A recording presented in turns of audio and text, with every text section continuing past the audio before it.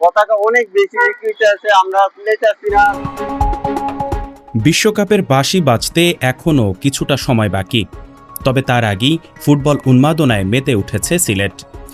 নগরীর বিভিন্ন market, shopping point ও ফুটপাত জুড়ে এখন চোখে পড়ছে বিশ্বকাপে অংশ নেওয়া দেশগুলোর রঙিন পতাকা। জমে উঠেছে প্রিয় দলের পতাকার বাজার। পতাকা অনেক বেশি বিক্রি আছে, আমরা তুলে চাচ্ছি না। জার্মানি, ইটালি, ফ্রান্স এবং ইংল্যান্ড, আর্জেন্টিনা, ব্রাজিল, ইরান সহ অনেক বিক্রি আছে। বিশেষ করে ব্রাজিল, আর্জেন্টিনা, পর্তুগাল, ফ্রান্স ও জার্মানির পতাকা কিনতে ফুটবল প্রেমীদের ভিড় দেখা যাচ্ছে। কোন দেশের কিনতে আছে এরা? ব্রাজিলের। বিশ্বকাপের আয়োজনে আর্জেন্টিনা সাপোর্টার আমি। আর্জেন্টিনার পতাকা একটা কিনছি এবং আমার ছেলের জন্য ব্রাজিলের পতাকা একটা কিনছি এবং ম্যাগাজিন একটা কিনছি। আমি আপনার 90টাতে আপনার আর্জেন্টিনা খেলা দেখতেছি। আর্জেন্টিনার সাপোর্টার আমি। আশা নাকি এই বছর আর্জেন্টিনা বিশ্বকাপ জয়লাভ করবে, এই আশা নিয়ে প্রত্যাশা নিয়ে আমি আমার মন্তব্য। বিশ্বকাপ যত ঘনিয়ে আসছে ততই বাড়ছে বিক্রি।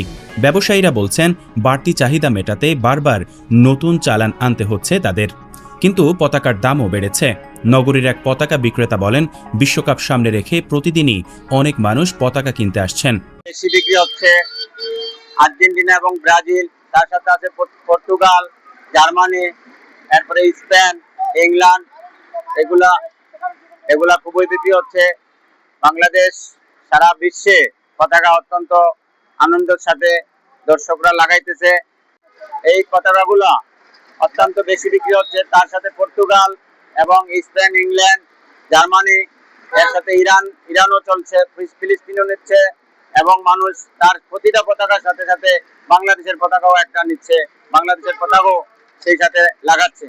আর্জেন্টিনা ও ব্রাজিলের পতাকার চাহিদা সবচেয়ে বেশি। ক্রেতাদের ভাষ্য, প্রিয় দলের প্রতি ভালোবাসা ও সমর্থন প্রকাশ করতেই তারা আগে ভাগে পতাকা কিনছেন।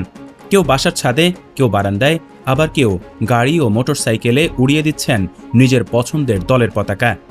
আপনারা যারা পতাকা লাগাবেন বহুতল ভবনে, অনেকেই গত 22 সালের বিশ্বকাপে অনেকেই বিদ্যুৎ স্পষ্ট হয়ে মারা গেছে পতাকা লাগাতে গিয়ে, অনেকে হতাহত হয়েছে।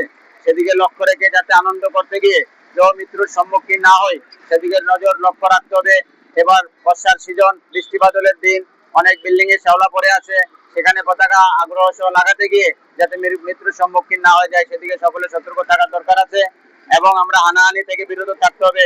বিশ্বকাপের দিন যত এগিয়ে আসছে ততই বাড়ছে উৎসবের আমেজ। ফুটবল জ্বরে আক্রান্ত সিলেট এখন অপেক্ষায় বিশ্বকাপের মহারণের।